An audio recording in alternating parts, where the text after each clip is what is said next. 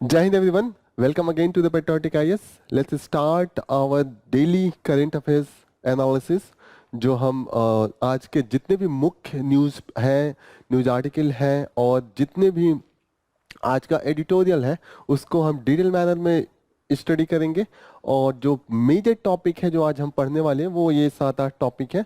तो पहला टॉपिक है, काफ़ी इंपॉर्टेंट है, जो सुप्रीम कोर्ट का जजमेंट आया है with respect to the definition of the forest under the forest conservation act 1980। तो इसको हम डिटेल मैनर में देखते हैं, फ्रंट पेज पे भी है, फिर इन्वायरमेंट से रिलेटेड ह्यूमन एंड एनिमल का कॉन्फ्लिक्ट चल रहा है उस पर भी है। तो प्रीलिम्स एंड मेंस पर्सपेक्टिव दोनों के से इम्पोर्टेंट हो जाएगा, दोनों के लिए ये होगा। फिर हम देखेंगे यस, और जो ह्यूमन और एनिमल कॉन्फ्लिक्ट है उसको रिजॉल्व करने के लिए एक मेथड हम new AI camera beams to the live image social media पे डाल सकते हैं। तो मेंस के पर्सपेक्टिव से एक पॉइंट आ जाएगा। फिर हम सैटर्न्स का मून मीमास के बारे में थोड़ा देखते हैं, वहाँ पे ओशियन है under the crust. So prelims के पर्सपेक्टिव से मीमास याद रखिएगा। देन इंजीनियरिंग ग्रेजुएट का क्या क्वालिटी है, क्या इंजीनियरिंग का इस समय कंडीशन है, फिर इंडस्ट्रियल जो सर्विस सेक्टर है उससे कैसे इंटीग्रेट कर सकते हैं, इस पे एक डिटेल में एनालिसिस है, इसको हम मेंस पर्सपेक्टिव से देखते हैं। और जीएस पेपर 3 इकोनॉमिक्स के पर्सपेक्टिव से काफ़ी इंपॉर्टेंट है। ग्रीस जा रहा है हमारे, और ग्रीस के प्राइम मिनिस्टर इंडिया में है और वो अटेंड करने वाले रायसीना डायलॉग जो हमारा इंडिया का इनिशिएटिव है। तो इस कंटेक्स्ट में हम इंडिया ईयू पर्टिकुलरली ग्रीस के रोल को देखते हुए हम पढ़ेंगे। तो आईआर का है, टोटली मेंस पर्सपेक्टिव हो जाएगा। फिर हम देखते हैं कि स्टैंडिंग कमेटी ने लोकल जो फिनटेक प्लेयर्स हैं उनको रेगुलेट करने की बात कही है, तो उसको हम मेंस पर्सपेक्टिव से जीएस पेपर 2 में जो गवर्नेंस का है उसके रिलेट करके देखेंगे। Then we will study the political deadlock into the North Ireland. तो नॉर्थ आयरलैंड का जो इशू है यूके के साथ है, साउदर्न आयरलैंड जो रिपब्लिक ऑफ आयरलैंड भी कहते हैं, उसके कॉन्टेक्स्ट में थोड़ा सा इसको स्टडी करेंगे, मेंस के लिए ये इम्पोर्टेंट होगा। और उसके बाद ह्यूमन वाइल्ड कॉन्फ्लिक्ट जो केरला में देखने को आ रहा है, वायनाड में अभी हमने देखा था, जो वहाँ के एमपी हैं, member of parliament Rahul Gandhi Congress के नेता, उनको जाना पड़ा था। तो मेंस के पर्सपेक्टिव से काफ़ी इंपॉर्टेंट है। तो let's start with the front page of this news, today's news. तो पहला न्यूज़ है, सुप्रीम कोर्ट का जजमेंट है, फॉरेस्ट राइट जो फॉरेस्ट कंजर्वेशन एक्ट है 2080 उसको गवर्नमेंट ने चेंज कर दिया था। तो सुप्रीम कोर्ट ने कहा नहीं, ये चेंज वैलिड नहीं है। फॉरेस्ट का जो पहले का हमने डिफिनीशन बोला था ऑलरेडी, सुप्रीम कोर्ट का बहुत ही फेमस जजमेंट है टीएन गोदा वर्मन थिरुमलपद केस। तो इसमें बोला था कि जो फॉरेस्ट का डिफिनीशन होगा वो डिक्शनरी डिफिनीशन होगा। अभी गवर्नमेंट ने क्या बोला, गवर्नमेंट ने चेंज करके बोला कि डिक्शनरी डिफिनीशन नहीं होगा, 2 कैटेगरी में फॉरेस्ट को देखा जाएगा, एक तो declared forest and land recorded as forest in the government record after 1980। तो इन्होंने बोला कि अब ऐसा थोड़ी है कि यहाँ पे फॉरेस्ट है, आपने डिक्लेयर नहीं किया तो फॉरेस्ट नहीं होगा। और इस क्यों गवर्नमेंट चाहती है, क्योंकि गवर्नमेंट अभी 1.9 लाख स्क्वायर किलोमीटर, देखिएगा किलोमीटर है, स्क्वायर किलोमीटर लाख में है, इतना अभी अनडिक्लेयर्ड है। अब यहाँ पे कभी भी गवर्नमेंट को उसको डाइवर्ट करना हो, किसी इंडस्ट्री को देना हो, बहुत ईजी हो जाएगा अगर फॉरेस्ट की डिफिनीशन ये होगी, क्योंकि ये तो डिफाइन होगा ही नहीं, ये कहेंगे तो फॉरेस्ट है ही नहीं। अब पेड़ है, घना पेड़ है, हमें क्या लेना है। लेकिन जो डिक्शनरी डिफिनीशन है वो है कि अगर पेड़ हो, a large area of the land covered with the tree, that will be the forest, simple सी चीज है। तो इसी को सुप्रीम कोर्ट ने बोला है कि नहीं, ये नहीं है, और आप जितना जल्दी हो सके उतना जल्दी सर्वे कराइए। State government and union territories को बोला है कि आप रिपोर्ट दीजिए कि, और जो ये रिकॉर्डेड जो है फॉरेस्ट लैंड उसका एक बनाइए पूरा चार्ट, और फिर हमारे जो इन्वायरमेंट मिनिस्ट्री है उसको बोला कि प्लीज़ पब्लिश कीजिए वेबसाइट पे। बिसाइड दैट बेंच ने ये भी बोला है कि अभी आप जो जूज एंड सफारीज होते हैं, आर्टिफिशियल वे ऑफ कंजर्वेशन होता है, उसको अभी मत कीजिए। जैसे आप जू में जाते होंगे, सफारीज में आप जाते होंगे, तो उन्होंने कहा कि ये मत कीजिए अभी, क्योंकि ये करना है तो ऑर्डर लेके कीजिए, ऐसा नहीं कि आप इसको कर लें, क्योंकि अभी आपने डिफाइन ही सही से नहीं किया। तो this is all about for the today's news on this. Next important news, जो सेंटर और केरला के बीच में फंडिंग को लेके चल रहे हैं कि फंड ट्रांसफर नहीं किया है, उसको लेके अभी दोनों में निगोशिएशन चल रहा था, लेकिन निगोशिएशन ब्रेक हो गया क्योंकि सेंटर 11,000 करोड़ की बात कर रहा था, इनका डिमांड जो केरला का 48,000 करोड़ है। तो अब फिर कोर्ट सुनेगा, कोर्ट जो बोलेगा ये लोग फिर मानेंगे। जो अभी हमने देखा था चंडीगढ़ मेयर इलेक्शन हुआ था, वहाँ पे इलेक्शन में काफ़ी रिगिंग और बहुत ही तरीके से उसका मिसयूज हुआ था। जो रिटर्निंग ऑफिसर थे उन्होंने जो वोटिंग पैटर्न था डिफेसिंग हो गया था, तो उसको लेकर सुप्रीम कोर्ट काफ़ी नाराज़ थी, उन्होंने पूरा वीडियो मंगाया है। लेकिन उसी बीच में हम देख रहे हैं कि जो आपके 3 लीडर हैं वो बीजेपी में ज्वाइन कर लिए हैं, तो इक्वेशन चेंज हो रहा है। इस पे भी चीफ जस्टिस ने बोला है कि हॉर्स ट्रेडिंग है, वो भी एक तरीके से पॉलिटी को काफ़ी इम्पैक्ट कर रहा है। लोग आप किसी और को वोट दे रहे हैं, आप वहाँ पे डीलिंग कहीं और कर ले रहे हैं। तो इसको लेके है, देखते हैं इस पे क्या आता है। रशिया में जो चल रहा है कि वहाँ के अपोजिशन लीडर को का डेथ हो गया, अब किलिंग है कि क्या है, उसको लेके बहस है, वो उसमें हम लोग नहीं पढ़ेंगे, that is not that much important. ये देखते हैं, ये हमारे लिए इम्पोर्टेंट है कि AI camera beam live image of the social media. ऐसा क्या कहाँ देखा गया? इडुक्की में हमने इंट्रोड्यूस किया है, इडुक्की फॉरेस्ट में, उस एरिया में हमने देखा है कि एलिफेंट के कारण कई डेथ हो रहे हैं। अभी वायनाड में देखा था। तो बोला है कि जो एआई है वो तुरंत जहाँ पे हॉर्ड जिस एरिया में है उसको कैप्चर करेगा कैमरा से, बिना किसी ऑफिशियल ह्यूमन इंटरफेरेंस के, ये अपने आप ही कैप्चर करके एरिया लोकेट करेगा, और जितने भी उस एरिया में लोग हैं, टूरिस्ट हैं, उनको वो ब्रॉडकास्ट करेगा, ताकि लोगों के पास इंफॉर्मेशन हो कि यहाँ पे हम कॉशियस हो जाए, यहाँ पे एलिफेंट या किसी भी और एनिमल का हॉर्ड आ सकता है। तो ये हमने देखा है। तो इसको हम मेंस में कभी भी लिखना है, जो अभी हम लास्ट में भी पढ़ेंगे, ह्यूमन और एनिमल का कॉन्फ्लिक्ट चल रहा है, उसमें कैसे रिड्यूस कर सकते हैं, तो उसका आप एग्जाम्पल दे सकते हैं। Next relevant news science and technology से है। आपको यहाँ पे बेसिक्स जानना है कि 100 of years ago Satyendranath Bose changes the physics for ever. तो सत्येंद्रनाथ बोस एक इंडियन साइंटिस्ट थे, और इन्होंने आइंस्टीन के भी को भी अपना पेपर भेजा था, आइंस्टीन ने काफ़ी अप्रिसिएट किया था, ये आप जानिएगा। और एक चीज़ और जानिएगा, इन्होंने पार्टिकल जो क्वांटम फिजिक्स है उसमें काफ़ी वर्क किया था। और yes, one thing very important कि इन्हीं के नाम पे जो फंडामेंटल पार्टिकल है बोसॉन का नाम रखा गया है। दो फंडामेंटल, सबसे ज़्यादा फंडामेंटल है बोसॉन एंड फर्मियन, तो बोसॉन जो होते हैं वो इन्हीं के नाम पे रखा गया। एक चीज़ और याद रखिएगा, आइंस्टीन को इन्होंने लिखा था, आइंस्टीन ने अप्रिसिएट किया था इनके पेपर को, और बाद में आइंस्टीन ने फोटो इलेक्ट्रिक इफेक्ट दिया था, इसका थ्योरी दिया था, और इसमें बोला था कि light carries energy in the packets. Packet गोल गोल होता है, उसमें एनर्जी लेके चलता है, वो जहाँ पे आता है पूरा एनर्जी वहाँ दे देता है। तो दिस इज, और इसी पे आइंस्टीन को नोबेल मिला था। रिलेटिविटी थ्योरी पे नहीं मिला था Oscar, please, Nobel, not Oscar, Nobel. तो प्लीज इसको याद रखिएगा। एक ब्लैक बॉडी का होता है कि ब्लैक बॉडी जो होता है ना, all hot objects from the bowl of soap to the sun emits the radiation in range of frequency. तो ये याद रखिएगा, थ्योरेटिकली ये है कि जितने भी हॉट बॉडीज होते हैं वो रेडिएट करते हैं। नेक्स्ट इंपॉर्टेंट न्यूज़ प्रीलिम्स के पर्सपेक्टिव से काफ़ी इंपॉर्टेंट है। सैटर्न का मून मीमास है इसका नाम, और यहाँ पे ओशियन मिला है अंडर द क्रस्ट। तो एक चीज आपको याद रखना है, मिमास क्या है? सैटर्न का मून है, 7 मेजर मून है, बड़े मून, तो इसीलिए इनको बिग 7 भी कहा जाता है, और इसको इनर मून्स भी कहा जाता है, और इस वाले मून को डेथ स्टार भी कहा जाता है। तो प्लीज मिमास को याद रख के ये प्रीलिम्स में पूछ सकते हैं। नेक्स्ट इंपॉर्टेंट न्यूज है कि engineering graduates are steering the service industry. तो ये कह रहे हैं कि जो इंजीनियरिंग स्टूडेंट है उनका डोमिनेंस है सर्विस इंडस्ट्री में। फिर इन्होंने कहा, यहाँ पे दिया है कि पहले इन्होंने इंजीनियरिंग और जैसे सर्विस सेक्टर और इंडस्ट्रियल सेक्टर में कितना कंट्रीब्यूशन है, कितना एम्प्लॉयमेंट का कंट्रीब्यूशन है, फिर इन्होंने इंजीनियरिंग कॉलेज का जो हालत है उसको बनाया है, फिर लास्ट में इन्होंने इंजीनियरिंग जो स्टूडेंट है उनका काफ़ी बड़ाई भी किया है। तो आप देखिएगा काफ़ी क्लाइमैक्स वाला है।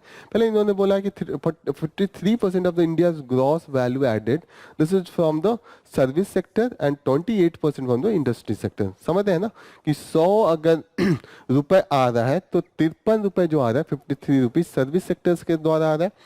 28 रुपए जो आ रहा है वो कहाँ से आ रहा है?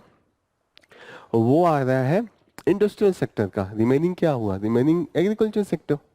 तो लेकिन जॉब देखिएगा, जॉब 33% आ रहा है, लेकिन 33% ऑफ द पॉपुलेशन जो जॉब मिला है, अगर 100 लोगों को जॉब मिला है तो 31% है इंडस्ट्री में, सर्विस सेक्टर में, और 25 है इंडस्ट्री में। तो आप देख रहे हैं कि 53 आउटपुट है, लेकिन जो इम्प्लॉयबिलिटी है कम है कि नहीं?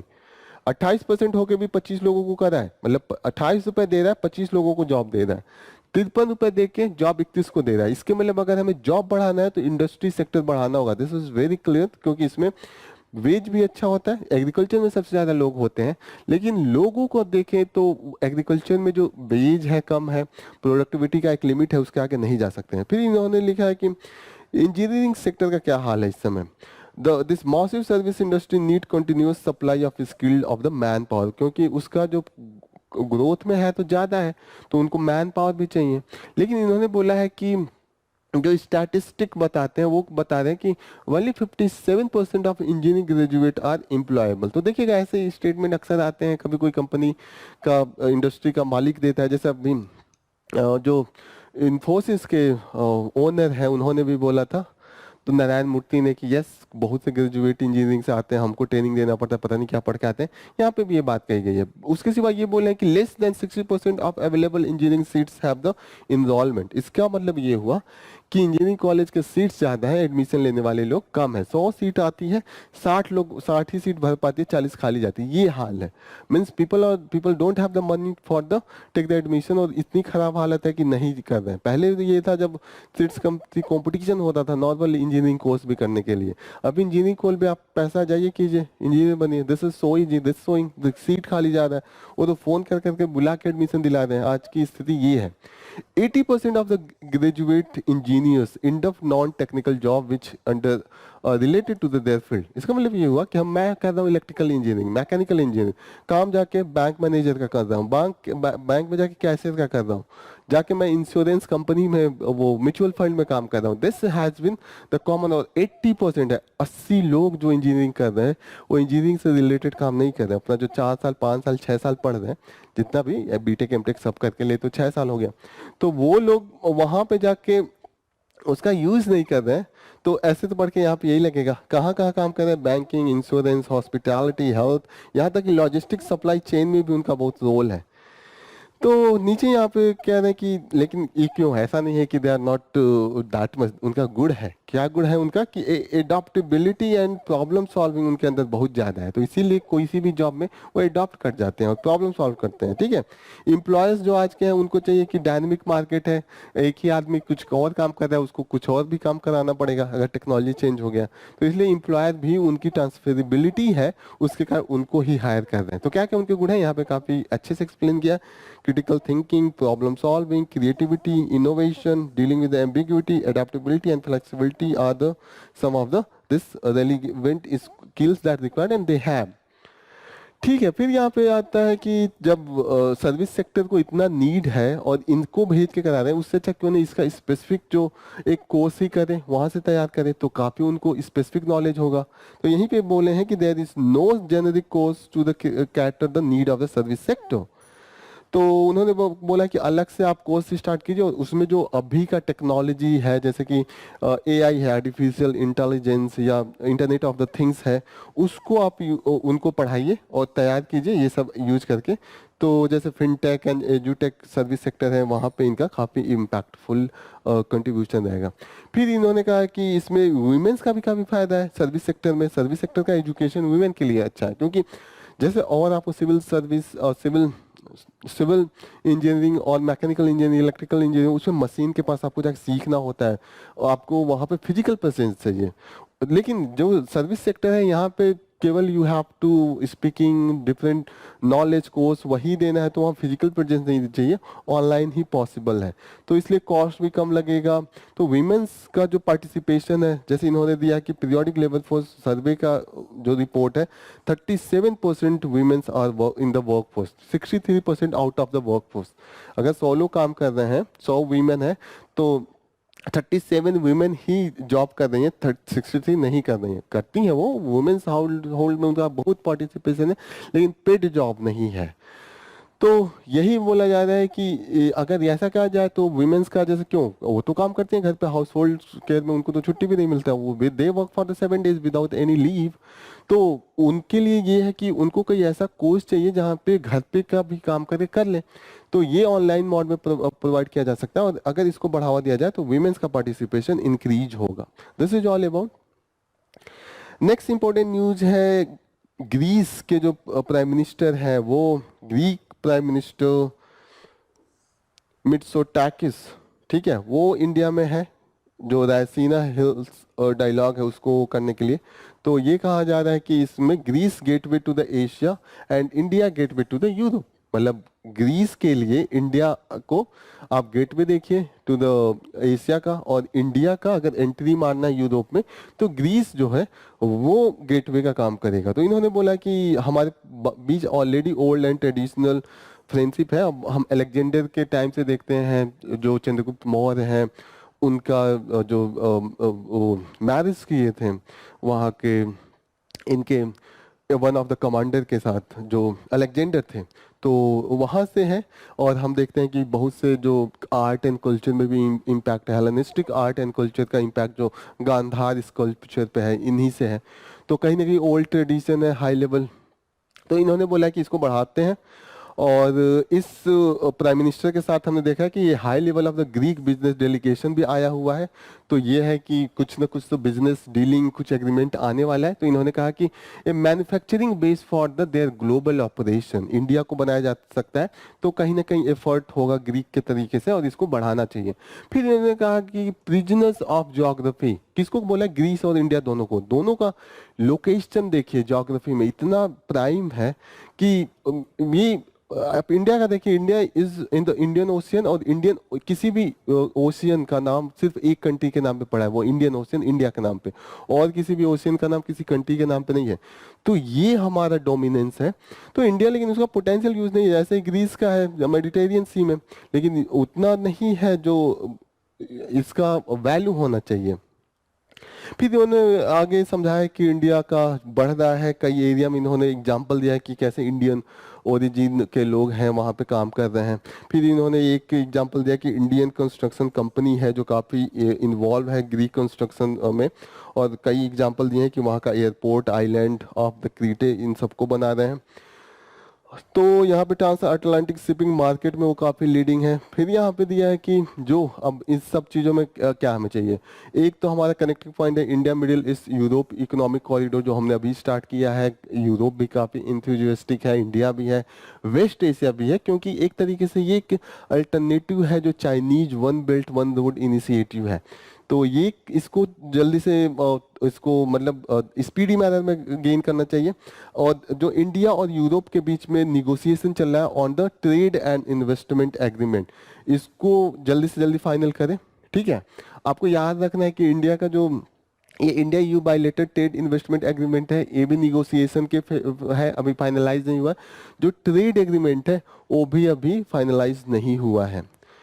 तो इन्होंने क्या बोला है कि स्कोप क्या हो सकता है कि जैसे पीपल टू पीपल टाइज है उसको आप इंक्रीज कीजिए, और उसको ही आप फोकल पॉइंट बनाइए, और जो स्टूडेंट एक्सचेंज प्रोग्राम है उसको बढ़ाइए, कल्चर एक्सचेंज है, मोर मीडिया कोऑपरेशन हो। कल्चर एक्सचेंज जैसे यहाँ के डांस को आप वहाँ पे परफॉर्म करवाइए, वहाँ के डांस या म्यूजिक डिफरेंट चीज़ है, तो लोगों को अवेयरनेस होगा, एक दूसरे से क्लोजनेस, एक कनेक्टेडनेस फीलिंग का वो आएगा।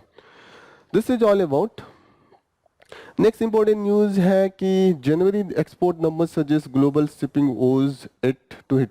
तो थोड़ा सा डिक्रीज हुआ है जो मर्चेंडाइज एक्सपोर्ट है, तो ओवरऑल ये सिर्फ मंथली बेसिस है तो उतना इंपॉर्टेंट नहीं है, लेकिन थोड़ा सा डिक्रीज है, उतना पॉजिटिव पिक्चर नहीं दे रहा है। एनुअल बेसिस पे हम देखेंगे जब कोई इस पे रिपोर्ट आएगा। देन है कि यहाँ पे बीजेपी का जो नेशनल काउंसिल मीटिंग है उसका है कि मोदी जी ने बोला है कि हमें 370 वो करना है। अभी 370 हमने हटाया, उसी के सिंबोलिज्म है कि 370 बीजेपी को सीट चाहिए, पहले से ज़्यादा, पहले 330 2019 वाले इलेक्शन में है। फिर इन्होंने बोला है कि ये एडिटोरियल बोलता है कि Modi has also told the party leader that only symbol not the candidate matter. यहाँ पे ये बोल रहे हैं कि यहाँ पे कैंडिडेट का जो परफॉर्मेंस है वो उतना अच्छा नहीं है, लोगों में जो निगेटिविटी है उसको कैसे कंपनसेट करें कि आप नेशनल लेवल पे दिखाएं कि कितना हमारा गवर्नेंस अच्छा है। फिर the fairity of the individual candidates of BJP is also link with the centrality of the Modi in the election. तो यहाँ पे इन्होंने एडिटोरियल में ऐसा लिखा है। ठीक है, next important news that we will cover, okay, this is the Kaveri pact. Kaveri क्या है कि इसका रिवर का जो डिस्ट्रीब्यूशन ऑफ द वाटर है उसका को लेके है, उसमें किशन राज सागर है, रिजर्वायर है जिसको लेके हमेशा से टसल रहा है, जो चेन्नई है और कर्नाटका है, अभी भी इसका चलता रहता है, तो इसी पे है। तो इसकी हिस्ट्री के बारे में है, तो not that much important for us. Next important news जो हम कवर करेंगे that is recent report on the local fintech.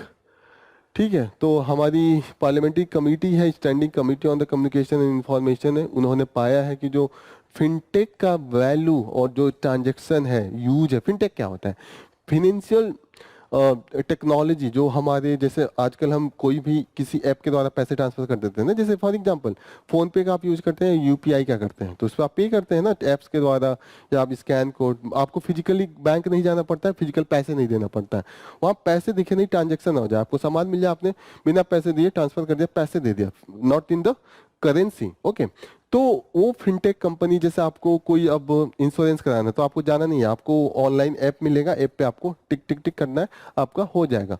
तो यही है फिनेंशियल फिनटेक। ओके, तो हमने देखा है कि कंटिन्यूसली इंक्रीज कर रहा है, और इंडिया का जो यूनिफाइड पेमेंट इंटरफेस है, जिससे 73% share on the total digital payment term of the volume, कि अगर 100 बार ट्रांजेक्शन हो रहा है तो 73 बार वो यूपीआई से हो रहा है। लेकिन दिक्कत ये है कि लेकिन पैसे का जो वैल्यू है वो 6 रुपए ही है। नंबर ऑफ पेमेंट ज्यादा हो रहा है, 1 रुपए, 2 रुपए, 5 रुपए, 10 रुपए करके हो रहा है इससे, लेकिन 100 बार हो रहा है तो टोटल जोड़ के भी 1000 होगा। लेकिन ये जो है, जो फॉरेन की कंपनीज है, फोन पे एंड गूगल पे, उससे हो जा रहा है एक ही बार में 1 लाख रुपए। तो जिन्होंने उन्होंने 100 बार करके 2000 इकट्ठा किया, एक ही बार से इतना ज्यादा कर लिया। तो इनका जो है गूगल पे और इनका वॉल्यूम में है 46 एंड 36%, टोटल मिला के देखा जाए तो 82% इनका है। तो कहीं ना कहीं देखें कि ये फॉरेन कंपनी का भी काफ़ी हो रहा है, तो ऐसे में एक सजेशन है कि हम इनको रेगुलेट करें, और रेगुलेट करने के लिए आरबीआई और जो ये national payment corporation of India, NPCI, ये दोनों मिलके सजेशन है कि इनको कंट्रोल करना चाहिए। फिर इन्होंने कहा कि अभी रिसेंटली हमने देखा है कि काफ़ी ऐप जो यूज हो रहे हैं उनका मिसयूज भी है, जैसे मनी लॉन्ड्रिंग का केस आया है। एक Abu Dhabi based payment app था, पाइपल, PYPPL, ये है, इसका चाइनीज ओरिजिन है, और हमने देखा है कि ऐसे ऐसे इनका ट्रैकिंग भी काफ़ी डिफिकल्ट होता है, तो that's why we need to control them, use them. Okay, लेकिन इनका जो है उनको ऐसा कंट्रोल नहीं करना है कि ये इनका जो एक्टिविटी है, फंक्शनल है, उसमें हर्डल है, क्योंकि ये काफ़ी इंपॉर्टेंट है, इंडियन भी और फॉरेनर भी। इंडियन का जो लोकल है उनकी क्या एडवांटेज है, नेचुरल एडवांटेज उनका है कि जैसे कि यहाँ के कस्टमर का वो बिहेवियर जानते हैं, यहाँ का कल्चर जानते हैं, यहाँ का इकोसिस्टम जानते हैं, तो एक तरीके से वो उस तरीके से ऐप बना सकते हैं। जो फॉरेनर है, फॉरेन ऐप है, वो यहाँ की टेक्नोलॉजी जानते हैं, टेक्निक है, ग्लोबल लेवल पे उनकी कनेक्टिविटी है, तो दोनों का मिक्स करके हम इस चीज को बड़े लेवल पे करें। लेकिन रेगुलेशन इंपॉर्टेंट है कि लोगों के साथ फ्रॉड ना हो, लोगों का पैसा ना जाए, और इनका यूज कई एरिया में कर सकते हैं, जैसे payment, lending, wealth management, insurance. तो कहीं ना कहीं इनको ग्रो करने दिया जाना चाहिए, but regulation should be proper. Next important news है नॉर्दर्न इन द आयरलैंड को लेके। वहाँ पे अभी देखा है कि जो डायनेमिक, पॉलिटिकल डायनेमिक है, चेंज हुआ है। जो वहाँ के प्रो यूरिस यूनिटी के एडवोकेसी करते हैं कि हमें जो साउदर्न आयरलैंड है, रिपब्लिक ऑफ आयरलैंड, आपको पता होना चाहिए 2 आयरलैंड है, एक आयरलैंड नॉर्दर्न आयरलैंड है, ये यूके का पार्ट है, ये साउदर्न आयरलैंड है। यहाँ पे ध्यान से देखिएगा, ये है, ठीक है ना, ये यूके है, ये टोटल यूरोप है। अब यूके, ब्रिटेन को भी यूके कहते हैं, ब्रिटेन एक कंट्री है, यूके एक पूरा कई कंट्रियों का सिस्टम है। तो यूके के अंदर में नॉर्दर्न आयरलैंड भी आता है, ये फिर ब्रिटेन आता है, ये स्कॉटलैंड है, ये भी आता है। तो प्लीज रिमेंबर दिस, ये है वेल्स है, वो आता है, सब मिला के ये अलग कंट्री है। अब यहाँ पे हमेशा वॉर और लड़ाइयाँ चलती हैं कि हम तो इनके साथ हैं, क्योंकि ये कल्चरली सेम है, इनका ट्रेडिशन सेम है, देखिए इनका लैंड भी सेम है, लेकिन ये कहते हैं कि ये यूके है, इसने कॉलोनी बना के रखा। लेकिन इसके कुछ पार्टीज हैं, कुछ लोग हैं, वो कहते हैं कि यूके के साथ हमें रहना है, क्योंकि UK is developed and as compare to the southern Ireland. तो ये कॉन्सेप्ट आपको क्लियर होना चाहिए। 2 आयरलैंड है, एक यूके के साथ है, एक इंडिपेंडेंट कंट्री है। अब इनका जो पहले काफी वायलेंस था नॉर्दर्न आयरलैंड में, वो कह रहे थे कि हमें इंडिपेंडेंस चाहिए, हमें साउदर्न आयरलैंड के साथ करना है, तो यूके अपना फोर्स यूज कर रहा था। तो ये सब वायलेंस जितने भी हैं वो सब कैसे इंड हुआ था, 1998 में गुड फ्राइडे एग्रीमेंट हुआ था इन तीनों के बीच में। और इन्होंने कहा था यस हम ऐसा करेंगे कि आपका कनेक्टिविटी भी रहे। और एक चीज़ और जानिएगा कि यूके भले ईयू से बाहर आ गया, लेकिन जो नॉर्दर्न आयरलैंड है वो पार्ट है ईयू का, तो that's why here it is written at the region in uniquely both a territory within the UK as well as governed by the EU customs regulation and the single market in the trade relation with the Britain. तो बहुत uniqueness है। तो please remember all this thing, basic thing you should know. Kerala में जो wild life conflict को लेके है बहुत ज़्यादा भी इंक्रीज हुआ है, डेथ के नंबर इंक्रीज हुए हैं। वायनाड में भी देखा था, डेथ हुआ था एक पर्सन का, लगातार 3 लोगों का हुआ था 15 डेज में। वहाँ के जो एमपी हैं, जो कांग्रेस के लीडर हैं राहुल गांधी, उनको जाना पड़ा था बीच में, अपना जो यात्रा कर रहे थे भारत जोड़ो न्याय यात्रा, तो वो छोड़ के जाना पड़ा था। तो क्यों केरला में इतना ज़्यादा? केरला यूनिकनेस है, एक तो वहाँ की डेंसिटी ज़्यादा है, ज्योग्राफिकल एरिया कम है, फॉरेस्ट भी ज़्यादा है। 30% वहाँ का फॉरेस्ट जो लैंड है वो फॉरेस्टेड है। और उनकी डेंस ये देखिए जो एरिया है, पॉपुलेशन है 3.46 करोड़ है, और पतला सा है, 70 करोड़ उसका एवरेज कॉरिडोर है। आप देखेंगे केरला का जो पिक्चर है तो ये है। अब इसके कारण डेंसिटी ज़्यादा है तो फॉरेस्ट भी ज़्यादा है, फॉरेस्ट के बगल में हैबिटेशन है। अब एनिमल को जब फॉरेस्ट में प्रे नहीं मिलेंगे, क्योंकि हम फॉरेस्ट के अंदर अपना एग्रीकल्चर लैंड बढ़ाते जा रहे हैं, प्लांटेशन बढ़ाते जा रहे हैं, गवर्नमेंट कट भी कर रही है, इंडस्ट्री भी बढ़ा रही है। तो जब उसको वहाँ पे उसको खाना नहीं मिलेगा, जो भी खाने के लिए अगर पत्ते हैं, घास है, या उनका जो प्रे है, शिकार है, वो नहीं है, तो वो बाहर निकल के आएंगे, खेतों में जाएंगे, प्लांटेशन एरिया में जाएंगे। वहाँ पे आदमी निकलेगा तो उनको डर आएगा, फिर दोनों में कॉन्फ्लिक्ट होगा। अगर हाथी है तो उससे थोड़ी इंसान जीत पाएगा, तो कचल देगा। फिर यही होता है, गुस्सा, एक दूसरे को अंडरस्टैंडिंग नहीं होता है, तो ये होता है। तो हमने देखा कि 600 लोगों का डेथ हुआ है 2015 से केरला में। अब वहाँ पे काफ़ी प्रोटेस्ट हो रहा है इसको लेके कि इसके लिए कुछ कीजिए। कुछ हमने लापरवाही भी देखी है, जो वाइल्ड लाइफ डिपार्टमेंट है, फॉरेस्ट डिपार्टमेंट है, ठीक है। तो डिफरेंट यहाँ पे दिया हुआ है कि किस एनिमल के कारण कितना घाटा हो रहा है। जैसे इन्होंने लिखा है कि सबसे ज़्यादा एलिफेंट के कारण हुआ है, फॉर वाइल्ड बोर है, बोनेट मकाकू है, स्नेक है, उन्होंने बाइट किया है। फिर इन्होंने लिखा है कि हर्बीवोर्स जो होते हैं, जो घास खाते हैं, जो शिकार नहीं करते हैं, जो किसी और एनिमल को प्रे नहीं करते, लेकिन वो घास खाते हैं, पत्ते खाते हैं, तो वो है संबर, स्पॉटेड डियर एंड गौर। ये क्या करते हैं, फसल जाके खा जाते हैं, चढ़ जाते हैं, ग्रेज। तो इस वहाँ पे इकोनॉमिक दिक्कत है, इकोनॉमिक कंडीशन जो है एग्रीकल्चर का वो होता है। तो कहीं ना कहीं इन सब चीज़ों को लेके कंटिन्यूअस कॉन्फ्लिक्ट चल रहा है। Okay, so what are the reason for the increase human wild, वो तो पहला रीजन है कि increase area under the cultivation, जो मैंने बताया। फिर है कि क्रॉपिंग पैटर्न चेंज हो गया है। फिर ये हुआ कि पॉपुलेशन जो कई एनिमल का है वो इंक्रीज हुआ है, जैसे कि एलिफेंट, टाइगर, क्योंकि हमने कंजर्वेशन स्टार्ट कर दिया है डिफरेंट लॉ के थ्रू। तो और movement of life stock and human in the wild habitat during the odd hours, कि जब उन समय कि जब ज़्यादा एक्टिव होते हैं एनिमल, उस समय आप क्रॉस कर रहे हैं ज़्यादा, तो ज़्यादा कन्फ्रंटेशन होगा। तो this has increase the population of prolific breeders like the boars and the peacock. Okay, habitat depletion and the fragmentation caused by the human activities other region है। इन्वेसिव एलियन स्पीसीज है जिसके कारण food and water कम हो गया है। अब eucalyptus है, उसका कंजप्शन ऑफ द वाटर बहुत ज़्यादा है, तो और जो एनिमल है वहाँ पे थोड़ा सा ड्राइनेस आ जाएगा, जो वहाँ के लोकल जो वाटर बॉडीज हैं।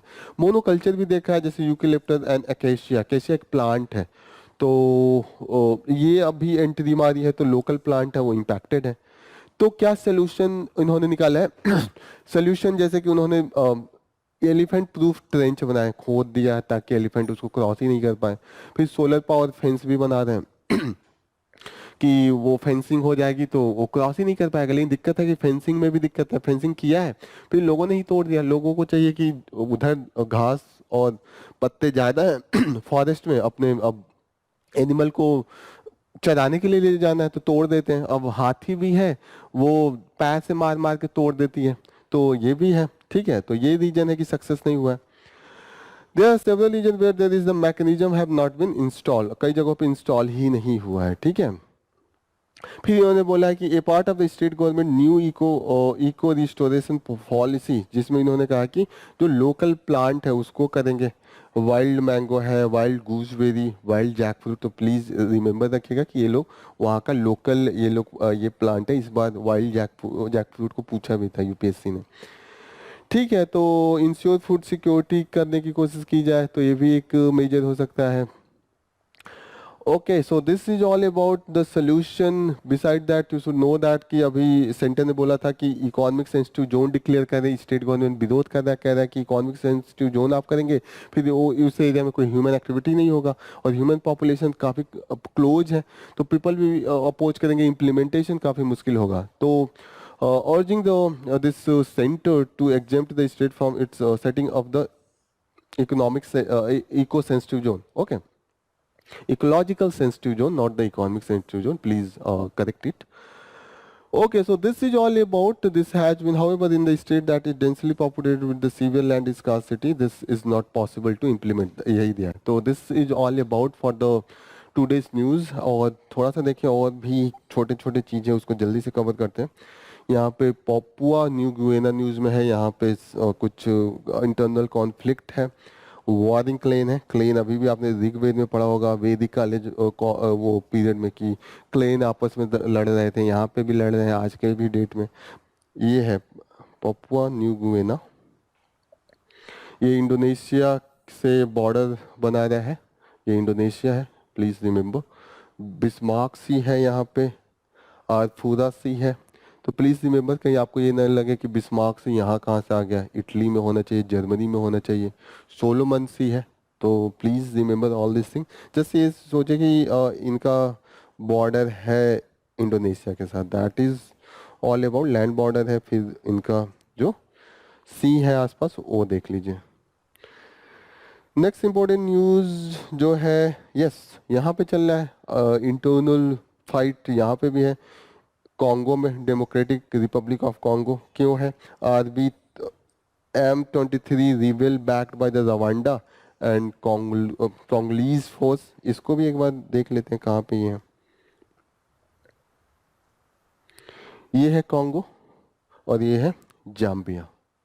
रवांडा जो ये सपोर्ट कर रहा है जस्ट बगल में है, तो डेमोक्रेटिक रिपब्लिक कॉन्गो। एक चीज़ ये दिखेगा यहाँ पे, इनका सी बॉर्डर है कॉन्गो का, तो प्लीज़ ये मत समझिएगा सेंट्रल अफ्रीकन है तो सी से टच कर रहे हैं।